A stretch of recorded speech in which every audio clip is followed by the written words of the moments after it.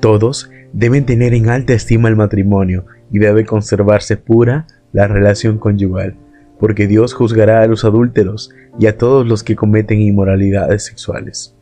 Hebreos 13:4. Capítulo 6. ¿Por qué Dios dice que esperes?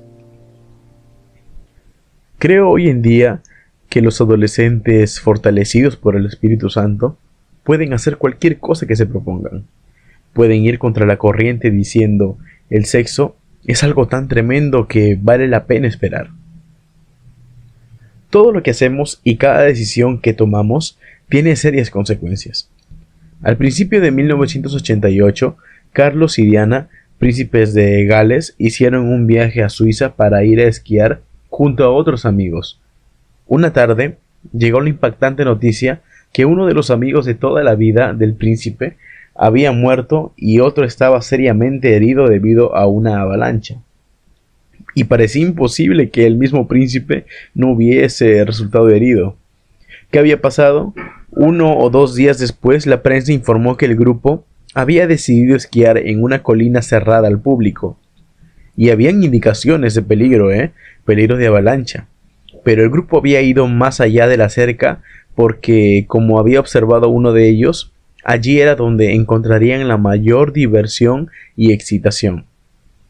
Evidentemente, habían encontrado una ruta de placer que verdaderamente era más atractiva, pero estaba más allá de los límites de seguridad e inteligencia. Y el resultado, unos cuantos mundos rotos. Como el príncipe y sus amigos que eligieron la aventura más allá de los límites, todos nosotros somos curiosos y pasamos la cerca, por lo menos para ver qué hay del otro lado. Quizás queremos ver cuán lejos podemos escabullirnos de Dios sin sufrir ninguna consecuencia. La misma verdad se aplica a nuestra respuesta al plan de Dios para el sexo y el matrimonio. Si sembramos semillas de inmoralidad sexual, cosecharemos una mala siembra, pero si nos mantenemos dentro de los límites de la pureza sexual en nuestras relaciones, cosecharemos los beneficios y las bendiciones de Dios. Pablo lo expuso de esta manera: el que siembra para agradar a su naturaleza pecaminosa, de esa misma naturaleza cosechará destrucción, y el que siembra para agradar el Espíritu Santo, del Espíritu cosechará vida eterna. Eso lo puedes encontrar en Gálatas 6:8. ¿Cuál es la consecuencia de sembrar en la carne en el área de la conducta sexual? ¿De qué clase de corrupción está hablando Pablo? Bueno, primero, hay consecuencias físicas y segundo, consecuencias en las relaciones. Tercero, hay consecuencias internas o espirituales que analizaremos en el capítulo 10 de este libro. Quizá una o más de estas consecuencias en tu vida ha llamado tu atención. Entonces, ¿para qué los límites? Cuando comencé a viajar con Josh McDowell, se comenzaba una campaña de pureza sexual llamada ¿Por qué esperar? Vez tras vez, yo escuchaba decir a Josh, para cada mandamiento negativo existen 2 principios positivos. En primer lugar, Dios quiere proteger algo y proveer algo. Como Carlos y Diana, es probable que tú veas indicadores que digan no pasar y creas que fueron puestos allí solo para impedir que te diviertas, pero la verdad es que fueron colocados para protegerte de algún peligro y para conducirte a lugares donde estés a salvo para divertirte tranquilamente. Carlos y Diana puede que pertenezcan a la realeza, pero aún así deben seguir las mismas pautas de protección que te gobiernan a ti y a mí. Y si bien es cierto que tú eres hijo del Altísimo, si te sales de sus mandamientos de protección, una avalancha de consecuencias pronto te enterrará acabando con tu vida espiritual y hasta con tu vida física también. Veamos las consecuencias físicas del pecado sexual. Quizá la más alarmante caída, como resultado de ignorar el diseño de Dios en relación al sexo, son las consecuencias, y más consecuencias físicas, como dolor físico, la amenaza de enfermedades y muerte, enseguida llama nuestra atención. El sexo libre en realidad nunca es libre. El precio en potencia a pagar por mantener relaciones sexuales promiscuas en términos de salud es asombroso. El doctor Joe McHenley ginecólogo, afirma que 30% de los estudiantes solteros activos tienen herpes. Otro 30% tiene virus venéreos. Del 30 al 40% tienen clamidia, con mayor frecuencia entre los adolescentes y estudiantes universitarios. Los casos de gonorrea y sífilis están aumentando de manera alarmante. Los médicos expertos en salud insisten en que las enfermedades transmitidas sexualmente son las que se propagan más fácilmente. El aspecto más alarmante de estas enfermedades es que pueden transmitirse sin que el portador muestre ningún síntoma. Esto se ve especialmente en los portadores del virus del VIH. Las víctimas pueden llevarlo durante años sin mostrar signos de las enfermedades. Y sin saberlo están propagando esta enfermedad a sus parejas sexuales, quienes a su vez se las transmiten a otras víctimas. Sin pruebas médicas, una persona no puede saber si su pareja está libre de estas enfermedades de transmisión sexual. Verdaderamente, ni el portador siquiera puede saber si está infectado. La rápida propagación de estas enfermedades en nuestra cultura muestra a las claras la paralizante verdad que un encuentro sexual fortuito involucra a más de 2 personas. Si tú tienes relaciones sexuales con una persona promiscua, más allá de lo que se refiere a las enfermedades transmitidas sexualmente, estás teniendo relaciones con cada una de las personas con quienes tu pareja se haya acostado y quedas expuesto a cualquiera de las enfermedades que ellos porten. Las consecuencias de las relaciones debido al pecado sexual. Los adolescentes que han violado el diseño de Dios en cuanto al sexo también pagan un precio en su futuro matrimonio. Hemos aconsejado a muchas mujeres quienes, debido a experiencias sexuales ilícitas anteriores al matrimonio, no pueden tocar a sus maridos. También la mente es poderosa. Puede almacenar y recordar muchísima información. Los recuerdos de tus experiencias pasadas pueden regresar y atormentarte. A tu futuro esposo no le va a gustar que lo compares con tus anteriores parejas sexuales. Esos recuerdos pueden darle al enemigo municiones en tu contra. Pero ese tipo de acusación no puede darse si no hay motivo. Cuando te casas, tu marido o tu esposa puede que te haga preguntas acerca de tu pasado. Si tu vida está plagada de proezas sexuales, es probable que tu pareja tenga que lidiar con el tema de la desconfianza. Toda relación necesita confianza. Es más, nuestra relación con Cristo está basada en confianza y dependencia de Él. La confianza perdida llevará tiempo restablecerla, pero es mucho más fácil no tener antecedentes, ¿no es verdad? Otro asunto en tu relación marital es tu virginidad. Solamente puedes darla una vez. Viajando con Josh McDowell, lo escuché contando la historia de una chica que se había propuesto conservarse virgen para su marido. Cada día en el colegio sus amigas le hacían bromas y le decían que recién sería una mujer cuando tuviese relaciones sexuales. Luego se jactaban de sus propias experiencias sexuales con sus amigos. Finalmente, después de haber oído demasiados sus alardes, ella habló y les dijo: en cualquier momento que lo desee, puedo yo ser como una de ustedes, pero ustedes jamás volverán a ser como yo. Esta chica sabía que solamente una vez podía entregar su virginidad. Dios no quiere que el sexo sea la razón dominante para que ustedes estén juntos como pareja. Él quiere que sepan la diferencia entre amor verdadero y sexo. Si tú estás teniendo relaciones sexuales sin haberte casado, tu mente está centrada en el sexo y no en el crecimiento de la otra persona y en el desarrollo de la relación. Por supuesto que la mayor relación es con Dios. El pecado sexual impide que Dios te bendiga y te conduzca al amor profundo y la libertad que se encuentra en una relación pura. El pecado sexual fuerza la mano disciplinaria de Dios. Dios quiere proteger tu testimonio para que siempre puedas testificar y compartir el amor de Cristo con los demás. ¿Hasta dónde puedo llegar? Nos preguntan con frecuencia: ¿hasta dónde puedo llegar físicamente sin tener problemas? Bueno, la pregunta necesita cierto ajuste. En cambio, sería cómo mantener la pureza. Aún más, y que en relación a tomarse las manos, besarse a los labios, besarse a la francesa, acariciar el cuerpo de la pareja y tener relaciones sexuales. A esta altura tendrás una buena noción acerca de lo que Dios diría a esto. Imagínate por un momento que Jesús hubiese salido con alguien y se hubiese casado cuando estuvo en la tierra. Claro, sabemos que eso no era su propósito. Él vino para salvarnos de nuestros pecados, pero de haberlo hecho, ¿cómo se hubiese comportado saliendo en pareja? ¿Hubiese tomado las manos de la chica? ¿O le hubiese dado un beso en los labios? Tómate un minuto y veamos este siguiente ejemplo. Pon una X donde creas que Jesús se hubiese involucrado en alguna de las actividades siguientes. En primer lugar, tomado de manos. Otro, besándose con la muchacha. Besándose a la francesa. Acariciando el cuerpo. Todas las demás. ¿Ya lo hiciste? ¿Sabes lo que acabas de hacer? Has estipulado las reglas para un Dios santo.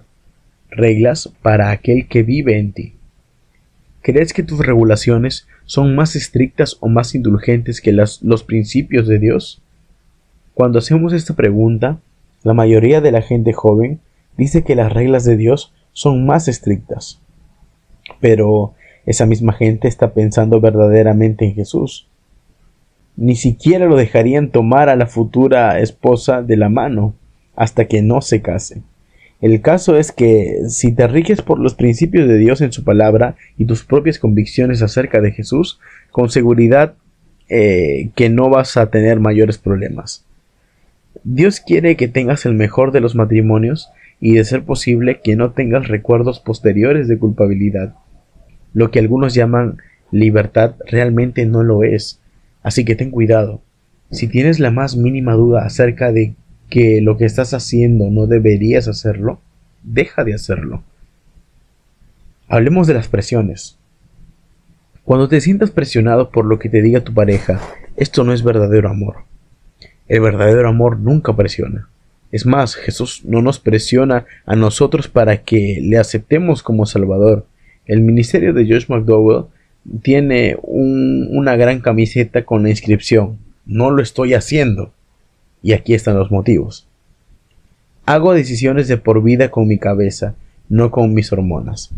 Si te importa, no lo provocarás. Los verdaderos hombres respetan a las mujeres. Me respeto demasiado a mí mismo. Me reservo para el matrimonio. No se lo debo a nadie. Es un tiro que puede matar. Necesito amor auténtico y no sustitutos. Quiero que tú me ames a mí y no a mi cuerpo. Los verdaderos hombres no se comportan como animales. Porque el plan de Dios es el mejor. Porque quiero una auténtica luna de miel. Cualquiera puede, pero un hombre puede esperar. El amor no es un acto, es un compromiso. 55,000 chicas estadounidenses contraen enfermedades venéreas. ¿Qué me estoy perdiendo? ¿Embarazo? ¿Culpa? ¿Sufrimiento? ¿Enfermedades? El SIDA es para toda la vida. Si verdaderamente me amas, puedes aceptar el no. Quiero que me aceptes por lo que soy, no por lo que te doy. Todavía no estoy listo para tener hijos. Simplemente no vale la pena. ¿No me quieres? Lo quieres. ¿Te sientes presionado sexualmente? Si es así, debes replantearte la relación. ¿Te acuerdas de Sansón? La versión de Dalila finalmente se llevó lo mejor de él, y le costó muchísimo. Su libertad y hasta su vida. No juegues con fuego. Apártate de esa situación tentadora. Cuando no es culpa tuya. En casos en que la persona es víctima de severo abuso sexual, tal como una violación o incesto, su cuerpo es usado involuntariamente como instrumento de injusticia. Las violaciones en las citas se están haciendo cada vez más comunes, y hasta la cita mejor planeada puede convertirse en una pesadilla en la que las víctimas llegan a ser una sola carne con sus violadores. Estos actos abusivos de violencia sexual pueden afectar más tarde el vínculo matrimonial. La buena noticia es que la gente puede ser liberada de la aflicción y los problemas de esas agresiones. Pueden renunciar al uso injusto de sus cuerpos, someterse a Dios, resistir al diablo y perdonar a quienes han abusado de ellos. El pecado sexual afecta a mucha gente. El pecado sexual te afecta a ti y a tu familia. La relación del rey David y Betsabé, la esposa de Urías, es un ejemplo de lo que puede suceder cuando ignoras los principios de Dios. Si se dice que David era un varón conforme al corazón de Dios, en Hechos 13:22, pero había una mancha negra en su vida. En 1 de Reyes 15:5 hace un recuerdo de su vida. Por cuanto David había hecho lo recto ante los ojos de Jehová y de ninguna cosa que le mandase se había apartado en todos los días de su vida, salvo en lo tocante a Urías heteo. Y debido a ese traspié moral, su familia tuvo que pagar un alto precio. Miremos los pasos fatales y sus trágicas consecuencias. Y sucedió un día, al caer la tarde, que se levantó David de su lecho y se paseaba sobre el terrado de la casa real. Y vio desde el terrado a una mujer que se estaba bañando, la cual era muy hermosa. Envió David a preguntar por aquella mujer, y le dijeron: aquella es Betsabé, hija de Eliam, mujer de Urías heteo. Segunda de Samuel 11, versículos 2 y 3. No hay nada de malo ni en la belleza de Betsabé, ni en la atracción que David sintió hacia ella. Así es como Dios nos hizo. Alguien podría decir: ¿nunca te dijeron que no te bañaras donde pudiera ser vista? Betsabé no tenía por qué bañarse donde la pudieran ver, y David no tendría que haber seguido mirándola. David se tendría que haber ido de la terraza, apartándose de la tentación y usar la vía de escape provista por Dios, pero no lo hizo. Cuando mandó a los mensajeros en busca de Betsabé, ya había descendido mucho por el sendero de la inmoralidad como para volverse hacia atrás. Durmieron juntos y ella quedó embarazada. David intentó cubrir su pecado mandando llamar a Urías, el marido de Betsabé. Lo mandó a llamar del campo de batalla para que durmiera en casa con ella, y así se le atribuiría a él el embarazo. Pero Urías no cooperó, por lo que David lo envió nuevamente a la batalla e hizo arreglos para que éste muriera. El pecado busca la manera para quedar encubierto. Encubrimiento, negación y culpa. Tienes que seguir el rastro de todas las personas a quienes les mientes y recordar qué mentira les has dicho a cada una. Después de un tiempo de luto por su esposo muerto, Betsabé fue esposa de David. A David lo perseguía la culpa y ocultó su vergüenza durante 9 meses, sufriendo aparentemente las consecuencias físicas de su pecado. En el Salmos 32, versículos 3 y 4, él describe su tormento de esta manera: mientras callé, se envejecieron mis huesos en mi gemir todo el día, porque de día y de noche se agravó sobre mí tu mano. Se volvió mi verdor en sequedades de verano. El conflicto de David nos recuerda la historia que contará D.L. Moody en el libro de Gordon MacDonald, Restaurando su vida deshecha. Moody escribe: el doctor Andrew Bonner me contó cómo en el norte de Escocia las ovejas se descarrían hacia las rocas, hasta llegar a lugares de donde no pueden volver. La hierba de esos lugares es muy dulce y a las ovejas les gusta, de modo que saltan 3 o 4 metros y cuando no pueden regresar, el pastor las escucha balando y en peligro. Pueden estar allí durante días hasta que se comen toda la hierba.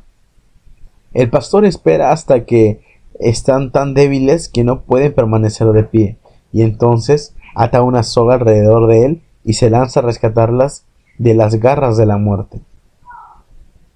Y yo pregunté en ese momento: ¿por qué no baja a buscarlas apenas las ovejas llegan a ese lugar? Ah, dijo, son tan tontas que se arrojarían al precipicio y se morirían. Moody concluye su historia diciendo, y lo mismo ocurre con los hombres. No vuelven a Dios hasta que no tienen más amigos y han perdido absolutamente todo. Si estás descarriado, te digo que el buen pastor te traerá en el momento que dejes de tratar de salvarte a ti mismo. Y si estás dispuesto a que Él te salve a su manera. Eso lo podemos encontrar en el libro Restaurando su vida deshecha, específicamente en la página 209. El Señor le dio mucho tiempo a David para que reconociera su pecado, y David no lo confesó. Por lo que Dios le envió al profeta Natán para confrontarlo. Dios no va a dejar que sus hijos estén en tinieblas durante mucho tiempo porque sabe que el pecado se los va a comer vivos. Así que no les tengan miedo, porque no hay nada encubierto que no llegue a revelarse, ni nada escondido que no llegue a descubrirse, dice Jesús en Mateo 10:26. El perdón y las consecuencias. Finalmente David reconoció su pecado, los cuales eran ofensas capitales bajo la ley. Entonces Natán dijo, también Jehová ha redimido tu pecado, y no morirás.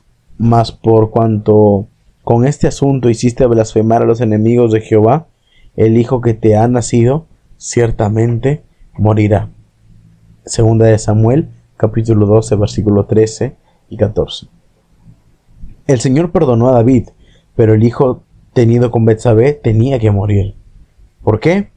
Porque la ley de Dios establece en Éxodo 25, porque yo soy Jehová tu Dios fuerte y celoso, que visito la maldad de los padres sobre los hijos hasta la tercera y cuarta generación de los que me aborrecen. ¿Eres culpable de los pecados de tus padres? Rotundamente no. Esa era la creencia en Israel, pero recibió una palabra de corrección de parte de Dios en Ezequiel 18:4, cuando nos dice, el alma que pecare, esa morirá. Todos nosotros somos responsables por nuestros pecados entonces, pero todos quedamos afectados por los pecados de los demás. No eres culpable de los pecados de tus padres, pero si ellos han pecado, el juicio recaerá sobre ti y tu familia de acuerdo al pacto mosaico. Cuando un padre se vuelve contra Dios, ese deseo de vivir de acuerdo a su voluntad puede transmitirse a la próxima generación. En la casa de David se agregó un juicio adicional como resultado de su pecado. El profeta Natán declaró, así ha dicho Jehová tu Dios, he aquí yo haré levantar el mal sobre ti de tu misma casa y tomaré tus mujeres delante de tus hijos y las daré a tu prójimo, el cual yacerá con tus mujeres a la vista del sol. Segunda de Samuel 12:11. La palabra de Dios fue fiel. Dos de los hijos de David, Absalón y Amón, cayeron en inmoralidad sexual. El hijo de Betsabé murió al nacer. Amón más tarde murió en manos de su hermano Absalón, y Absalón y Adonías, otro hijo de David, ambos fueron muertos al intentar tomar el trono de David. Todo esto le sobrevino a David porque falló al no quitar de vista la tentación ejercida por una mujer al bañarse. Qué importante es para nosotros y nuestros seres queridos que llevemos cautivo todo pensamiento a la obediencia a Cristo. El arrepentimiento rompe la cadena. El arrepentimiento es la respuesta de Dios al pecado y la seguridad en uno mismo, ya sea nuestra o de nuestros ancestros. Arrepentirse significa que se produzca un cambio en la mente en relación al pecado y renunciar a él. Pero el arrepentimiento es algo más que admitir un hecho erróneo. Se produce solo cuando nos apartamos del pecado y confiamos en Dios. Se produce cuando decidimos no seguir guardando la iniquidad en nuestros corazones. Entregamos todo lo que somos y todo lo que tenemos a Dios. De esta manera podemos ser fieles administradores de lo que Dios nos ha confiado. Ese compromiso incluye nuestras posesiones, nuestras actividades, nuestra familia y el uso de nuestro cuerpo, incluyendo la actividad sexual. Al renunciar a cualquier uso previo de todo lo expuesto, puesto al servicio del pecado y luego consagrado al Señor, estamos diciendo que el Dios de este mundo ya no tiene ningún derecho sobre nosotros. Ahora todo lo pertenece a Dios. y Satanás no puede detenerlo más ni usarlo más. Cuando nos arrepentimos, Dios nos perdona, pero no necesariamente quita las consecuencias de nuestro pecado. Si lo hace, creeríamos que podemos pecar todo lo que se nos dé la gana y volvernos a Dios para que nos limpie sin sufrir consecuencias. El pecado sexual de David y la muerte encubierta fue algo trágico y las consecuencias de su pecado en las vidas de sus hijos fueron largas y dolorosas, pero su historia tuvo un final feliz. David se arrepintió de su pecado y pastoreó a Israel con integridad de corazón y con la pericia de sus manos. La confesión del pecado de David en el Salmo 51 es un modelo de oración para aquellos que hayan violado el plan de Dios en relación al sexo. Ten piedad de mí, oh Dios, y límpiame y hazme puro. ¿Qué pasa si pecamos y no nos confesamos? ¿Qué pasa si guardamos nuestros pecados sexuales en secreto en vez de exponerlos a la luz? ¿Qué clase de consecuencias podemos esperar? A las consecuencias físicas y de relación descritas en este capítulo, la continuidad del pecado nos llevará por un negro camino descendente que no tiene salida, esclavizándonos sexualmente. En el capítulo 10 de este libro se describe este proceso y nos prepara para encontrar la salida de escape.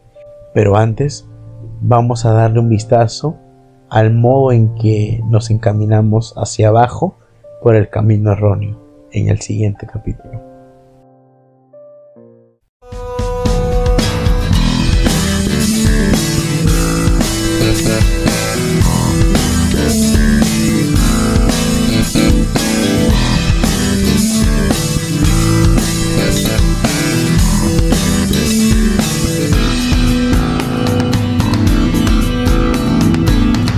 Persiste tú en lo que aprendiste, sabiendo